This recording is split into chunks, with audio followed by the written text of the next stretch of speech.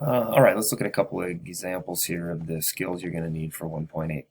So example 1 says on December 4th, John Deere Corporation instituted a 2-for-1 stock split. Before the split, the market share price was 87.68 per share, and the corporation had 1.2 billion shares outstanding. And the question is, what was the pre-split, so pre-split market cap for John Deere? So we've got a couple terms here that we need to understand. First of all, when you go 2-for-1, okay, you initially, so the pre-split was 1, and you are getting 2-for-1. So for every 1 share of stock that you owned, you are now having that and getting 2 shares. So they're splitting it essentially in half. Market cap is market capitalization, and then to find that, you take the number of shares that the company has issued and you multiply it by the market price per share. So here, John Deere had 1.2 billion. This is again pre-split. So 1.2 billion shares outstanding, and each of these is worth $87.68. So you just take the number of shares, so 1.2 billion times the market price of 87.68, and that's going to give you a value of, looks like, $105,216,000,000. So that is what we call the market capitalization, or the value of that company. So before the split, the pre-split market cap is 105 billion. The check your understanding is asking for, it's the same math, now we're just looking for different thing. We're looking for the price. So the corporation has a market capitalization of $24 billion with 250 million outstanding shares. So how we're going to figure that one out, okay, is we got to take the, trying to find the price. So we're going to let, where am I at here? There we go. So we'll have P equal the price, N equal the number of shares, and C equal the cap. We'll call it the pre-split cap. Okay, so that's our variables. So price is going to be equal to C over N. So to find this, we're going to take the pre-split capitalization, what it was worth prior to the split. Okay, and remember we found that by multiplying the number of shares, okay, the number of shares times the price.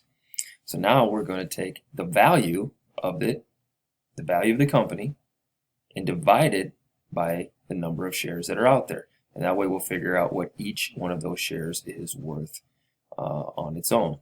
So if we take 24 billion here,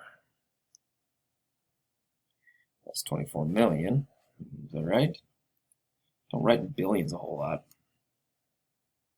So 24 billion, okay, and divided by the number of shares, which is 250 million, that should equal or give us our price. I don't have my calculator.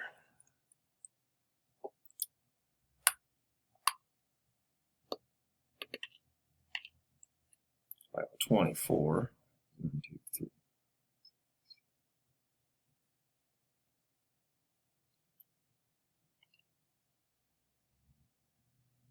250.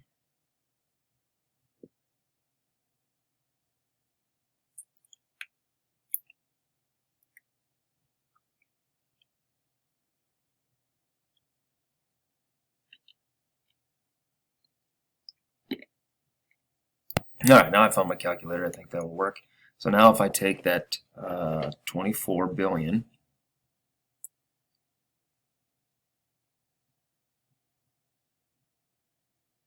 okay, so one more zero there. So there's 24 billion, and we divide that by 250 million.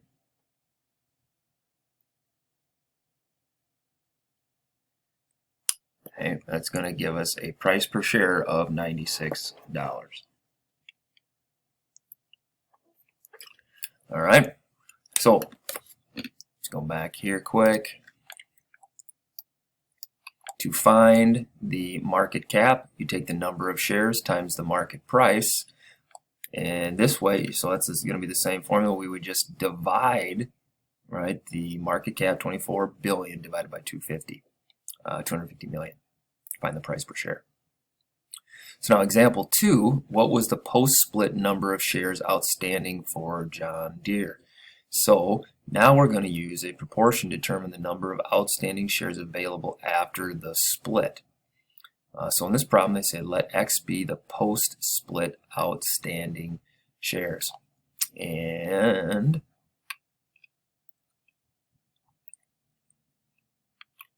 so we're going to take our post-split and our pre-split, and we're going to divide. So remember this 1.2, right, is coming from 1.2 billion. Okay, so that's how we're going to kind of get rid of some of those zeros here. So we're going to take the post-split and the pre-split to make your ratio. 2 over 1 is equal to X, so that's what we're trying to find, over 1.2. And then we just do cross multiply. 2 times 1.2, 1x, so x is equal to 2 times 1.2. You double 1.2, and that makes sense. You take 1.2 and you cut it in half, you're going to have 2.4. So here we go. We've got Qualcomm instituted a 4-for-1 split in November, and after the split, Elena owned 12,800 shares. How many shares had she owned before the split? All right, so before. All right, so we're going to do our ratio here. Okay. Now remember, post,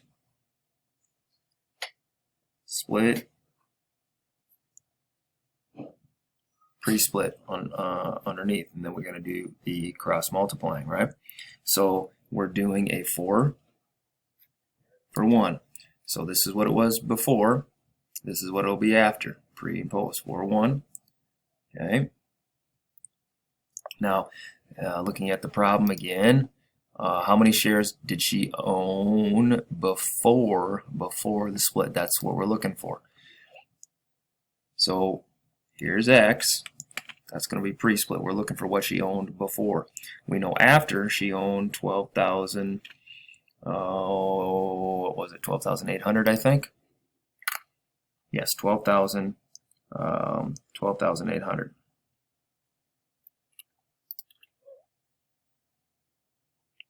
Okay, then we can just cross multiply.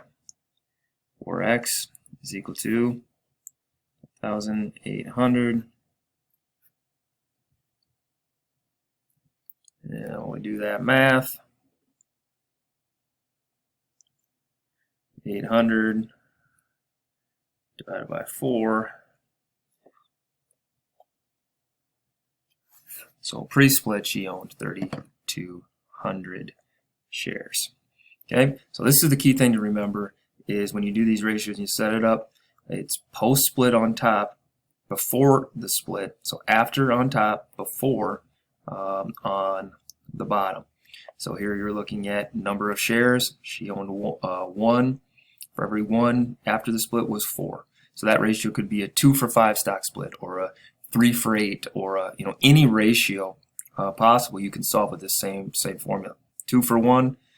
However you want to look at it.